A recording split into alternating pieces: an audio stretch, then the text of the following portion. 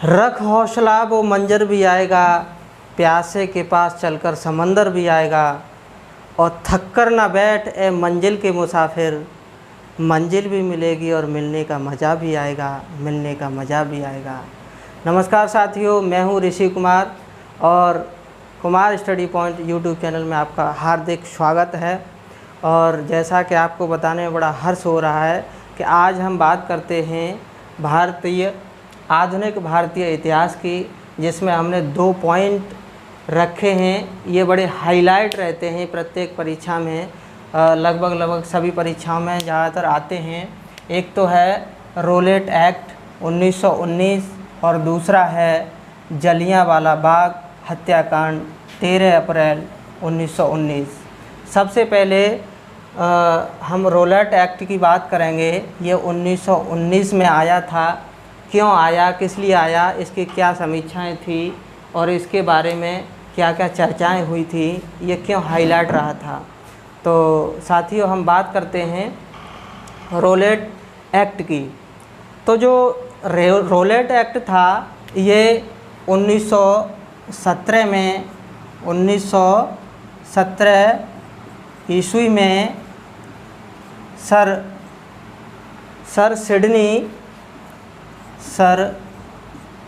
Sydney roulette की अध्यक्षता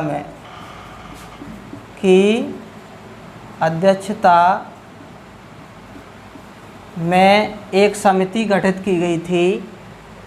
sir Sydney roulette की अध्यक्षता में एक समिति गठित की गई थी और इस समिति का मुख्य उद्देश्य था, वो ये था साथियों कि भारत में जितनी क्रांतिकारी संगठन थे उनकी समीक्षा करना इसका मुख्य कार्य था। उसकी समीक्षा करना इसका मुख्य कार्य था रोलेट एक्ट का। रोलेट एक्ट जो था भारत में जब आया तो इससे पहले भारत रक्षा कानून एक अधिनियम था।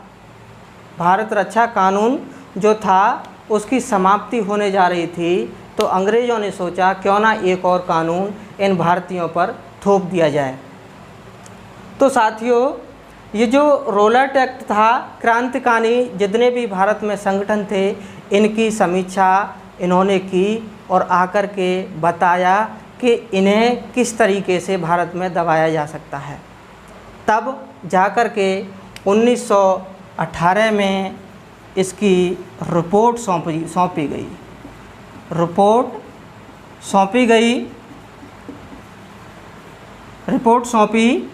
और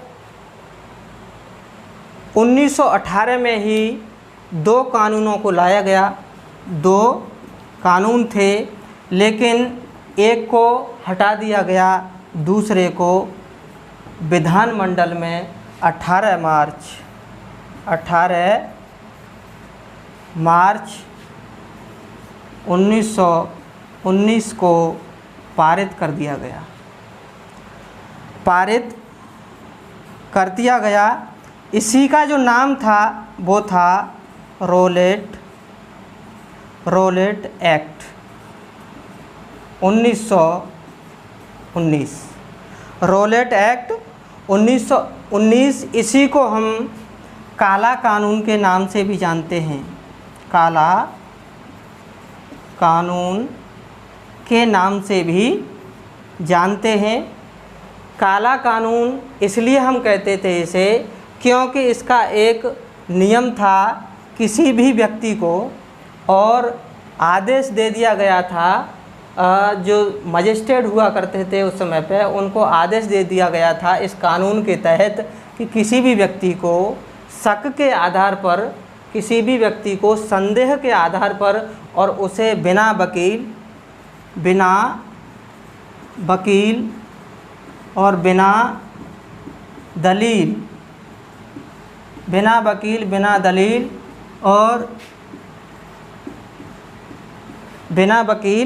और बिना दलील और बिना अपील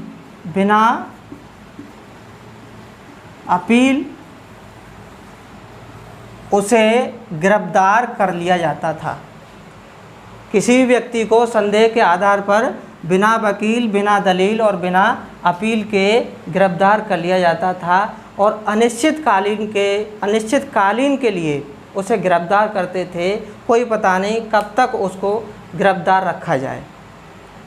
तो साथियों, जैसा कि हमारा इतिहास बताता है कि इस कानून का पुरजोर विरोध हुआ, बहुत ज़्यादा विरोध हुआ। हमारे जो क्रांतिकारी नेता थे उन लोगों ने सड़कों पर आकर के और क्रांतिकारी आंदोलन चलाए और क्रांतिकारी आंदोलन चलाते हुए बहुत सारे क्रांतिकारी शहीद भी हुए।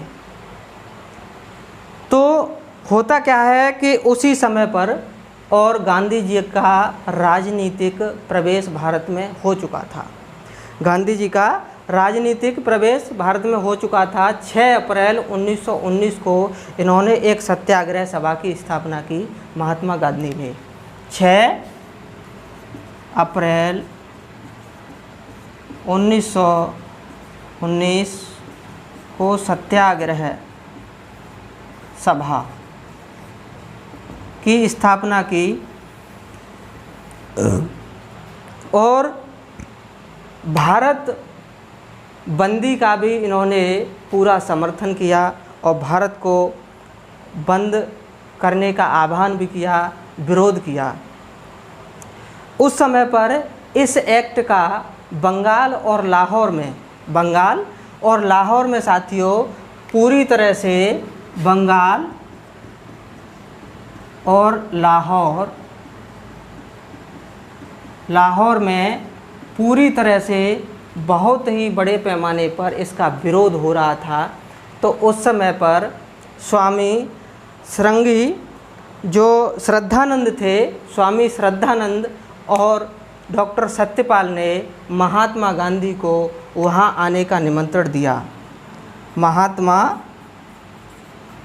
गांधी को पंजाब आने का निमंत्रण जब दिया तो महात्मा गांधी जो थे वो हरियाणा के पलवल में हरियाणा के पलवल में जो स्थान है, एक हरियाणा का पलवल जो स्थान है, वहाँ पर जाकर के इनको गिरफ्तार कर लिया गया। जब इनको गिरफ्तार कर लिया गया तब इनको गिरफ्तार करने के बाद इनको मुंबई भेज दिया गया और इनको अंडरग्राउंड कर दिया गया। वहाँ पर इनको छिपा दिया गया और किसी को इनके जो क्रांतिकारी नेता थे इनके साथ में महात्मा गांधी जी के में उनको किसी को पता ना चल जाए कि गांधी जी किस जगह पर हैं। और जब इनको गिरफ्तार कर लिया गया उसके बाद इनके जो कार्यकर्ता थे गांधी जी के, उनमें बहुत बड़े पैमाने पर और रोष व्याप्त हुआ और क्रांतिकारी आंदोलन जो थे वो और ज़्यादा भड़कने लगे। इसी के साथ और रॉलेट एक्ट जो है इसकी कहानी समाप्त होती है। अब आगे आता है जलियांवाला बाग हत्याकांड 1919। जलियांवाला बाग हत्याकांड साथियों, इसकी क्या समीक्षा थी, कैसे क्यों हुआ, तो हम बात करते हैं कि 13 अप्रैल 1919। अभी साथियों हमने बात की थी रॉलेट एक्ट की। रॉलेट एक्ट के ठीक बाद एक कांड हुआ था जिसका नाम था जलियांवाला बाग हत्याकांड, 13 अप्रैल 1919। जैसा कि साथियों एक भूमिका ये थी कि रॉलेट एक्ट के विरोध में और बहुत सारे क्रांतिकारी जो आंदोलन हो रहे थे उसमें महात्मा गांधी को गिरफ्तार कर लिया था। अभी हमने बताया था, अभी पढ़ा था, हरियाणा के जो पलवल स्थान था वहाँ पर महात्मा गांधी को गिरफ्तार कर लिया गया और मुंबई भेज दिया गया। इसके बाद और इन नेताओं को, जो बड़े बड़े नेता थे, उन सभी लोगों को और पंजाब में जाने के लिए प्रतिबंधित कर दिया गया। पूरी तरह से उन्हें रोक दिया गया कि कोई भी नेता पंजाब की तरफ नहीं आएगा। तो जब यह विरोध किया गया क्रांतिकारियों के द्वारा, तो इसी विरोध करने के उपरांत और जो दो नेता थे, एक थे डॉक्टर सत्यपाल और दूसरे थे डॉक्टर सैफुद्दीन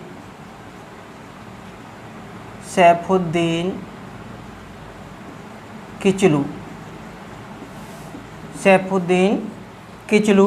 ये जो दिग्गज नेता थे, इन दोनों नेताओं को जब गिरफ्तार कर लिया गया तो क्रांतिकारियों में और भी ये विरोध की जो ज्वाला थी वो भड़क उठी। तब जाकर के क्या होता है कि उसी समय पर और इनकी गिरफ्तारी का विरोध करने के लिए और लोगों ने एक योजना बनाई कि क्यों ना हमें एक सभा रखी जाए। इन दोनों जो क्रांतिकारी थे, ये जो दोनों नेता थे, कहीं किसी किताब में लिखा होता है कि 9 अप्रैल 1919 को गिरफ्तार हुए थे।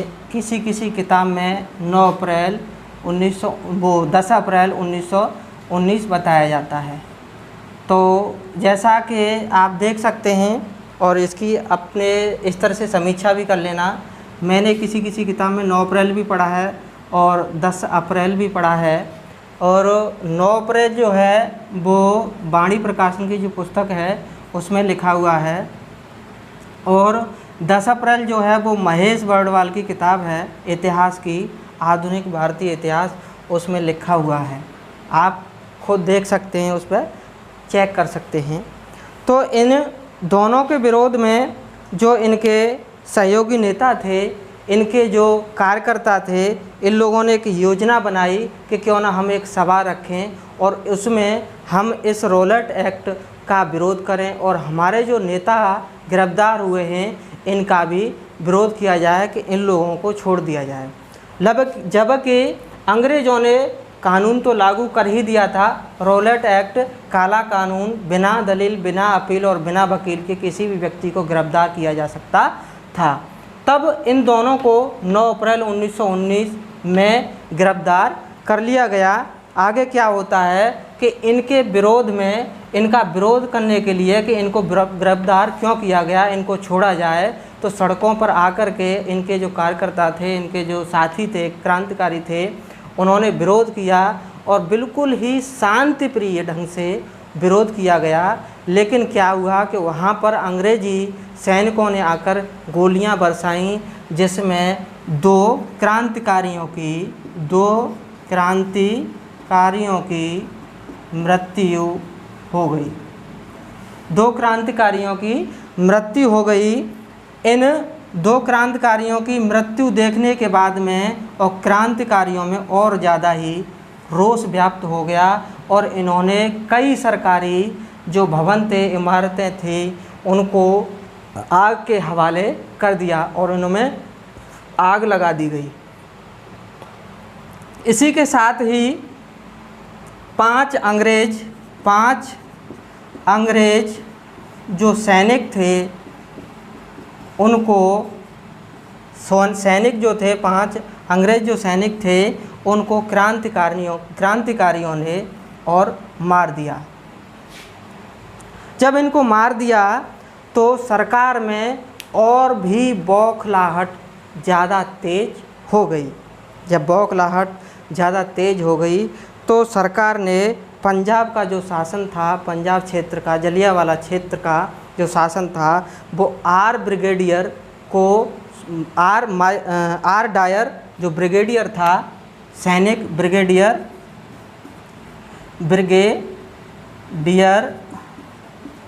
आर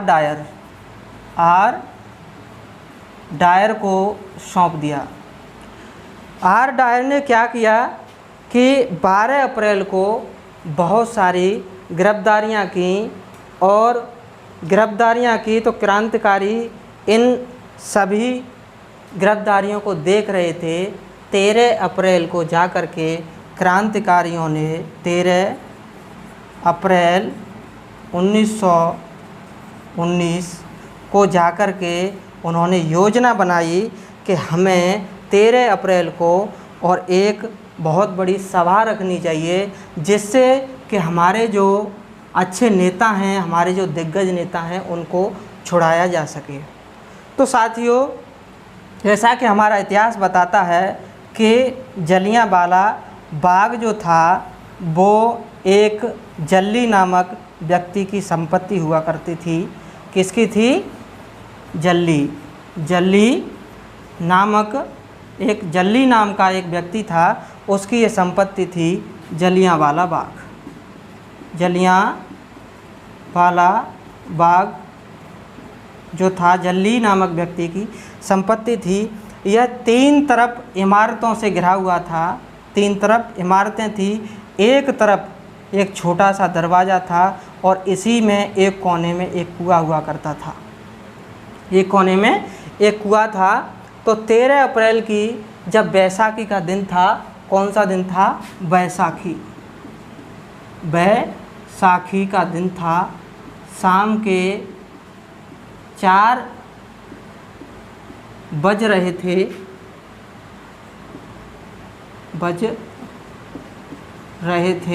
शाम के 4 बज रहे थे। बैसाखी का दिन था, 13 अप्रैल 1919 की बात है। जलियांवाला बाग में और जाकर के क्रांतिकारियों ने और हिस्सा लिया। तो उसमें एक मीटिंग रखी गई। उसका जो गेट था एक ही तरफ था, केवल 3 तरफ से इमारतें थी। तो जो वहाँ का उस समय का जनरल डायर जो था, उसने इस सभा को 9:30 बजे ही सुबह 9:30 बजे ही असंवैधानिक घोषित कर दिया था। संवैधानिक घोषित कर दिया था कि यह जो सभा हो रही है एक असंवैधानिक सभा है। तो क्या हुआ, जिस समय पर इसी जलियांवाला बाग में जब सभा हो रही थी तो इसमें लगभग 20,000 लगभग 20,000 व्यक्तियों ने भाग लिया था। वहाँ पर रोलेट एक्ट और उनके जो दिग्गज नेता थे, बड़े नेता थे, क्रांतिकारी थे, उनके विरोध में उनको छुड़वाने के लिए और वहाँ पर नारेबाजी हो रही थी और भाषणबाजी भी हो रही थी।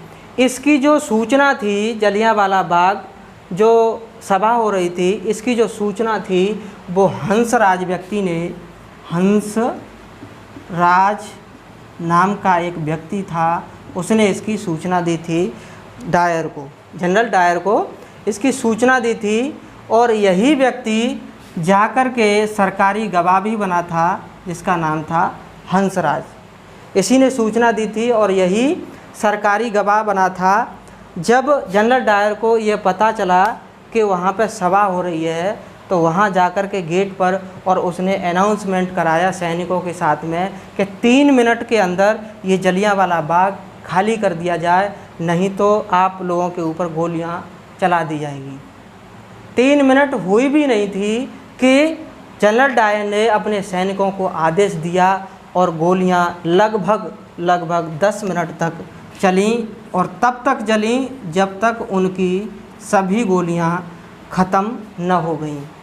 सरकारी रिकॉर्ड के मुताबिक, जैसा कि साथियों सरकारी रिकॉर्ड के मुताबिक 379 लोग जो थे वो गोलियों से मारे गए थे। 379 लोग गोलियों से मारे गए थे और उसमें जो कुआं था, कुआं बहुत ही गहरा था और लोगों ने जाकर के उस कुएं में छलांग लगाना शुरू कर दिया जब गोलियों की बौछार हुई उस वक्त। एक दूसरे के ऊपर जाकर के गिरे और वो कुआं जल्दी ही कुछ ही पल में बिल्कुल लाशों से पट गया और वो कुआं पूरी तरह से लाशों से भर गया। बड़ी ही दयनीय दिशा थी उस समय पर। वो कुआं भर गया, लेकिन हत्या तो ज़्यादा हुई थी, लेकिन सरकारी रिकॉर्ड के मुताबिक 379 लोग ही बताए गए थे, जिसमें लगभग 3000 लोग घायल हुए थे, जिसमें 3000 लोग घायल हुए थे। और अभी हमने बताया था कि 20,000 लोग लगभग उसमें उन्होंने भाग लिया था। और कई राजनेताओं ने इसको जानबूझकर हत्या कहा था, जानबूझकर की गई हत्या कहा था। जलियांवाला साथियों जो हत्याकांड था उसमें इतनी मार्मिक और दयनीय स्थिति थी कि उसमें बच्चे भी थे, महिलाएं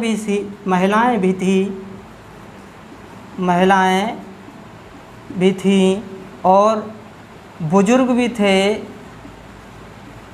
और जो जवान व्यक्ति थे क्रांतिकारी वो भी थे।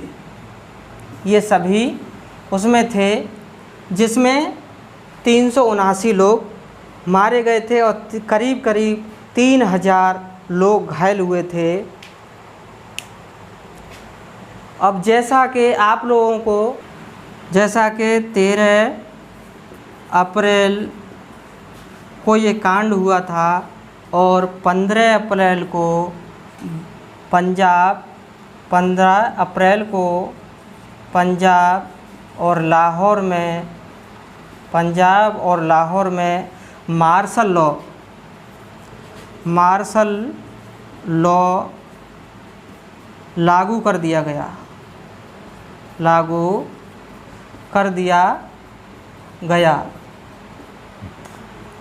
15 अप्रैल को पंजाब और लाहौर में मार्शल लॉ लागू कर दिया गया, जिसमें लगभग 288 व्यक्तियों की गिरफ्तारी की गई।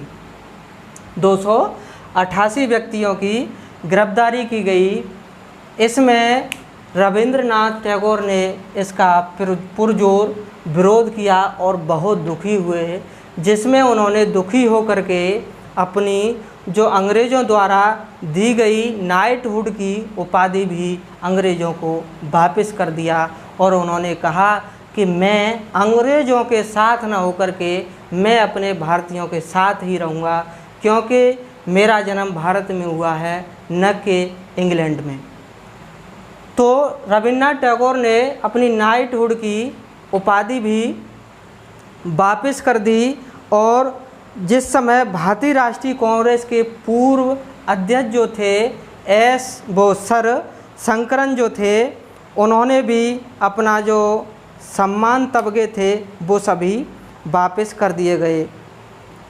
और ऐसा बताया जाता है साथियों, ये जो आंदोलन था, ये जो घटना थी, बहुत ही मार्मिक थी।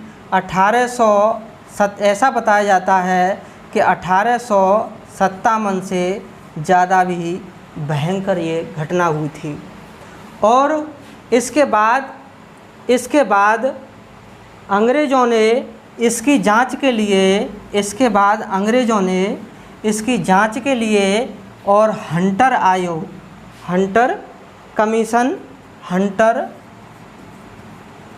कमेटी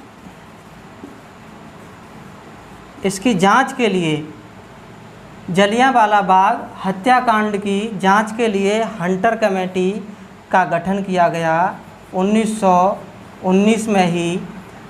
और इस हंटर कमेटी में 5 लोग अंग्रेज़ थे, 5 लोग जो थे वो अंग्रेज़ थे और 3 लोग जो थे वो भारतीय थे। 3 लोग जो थे वो भारतीय थे। इस हंटर कमेटी को महात्मा गांधी ने सरकारी पन्ने दर पन्ने की लीपापोती कहा था।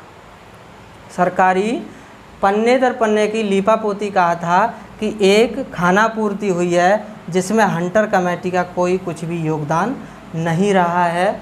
और इसी समय पर जाकर के और कांग्रेसियों ने एक कमेटी गठित की जिसका नाम था तहकीकात कमेटी गठित की गई।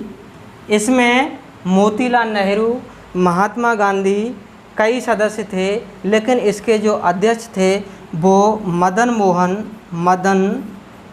मोहन मालवीय थे।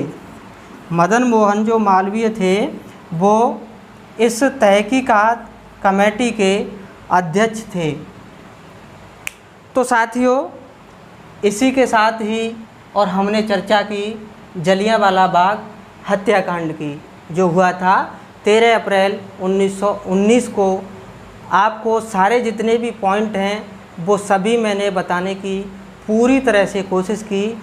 और अब मैं चाहूँगा कि ये जो वीडियो है आप लोगों को अगर अच्छी लगे तो कृपया करके इसे शेयर करें और लाइक करें, और चैनल को मेरा रिक्वेस्ट है कि सब्सक्राइब ज़रूर करें, जिससे कि आगामी जो वीडियो हैं, आने वाली वीडियो हैं, वो आपके पास समय तक पहुंचती रहें।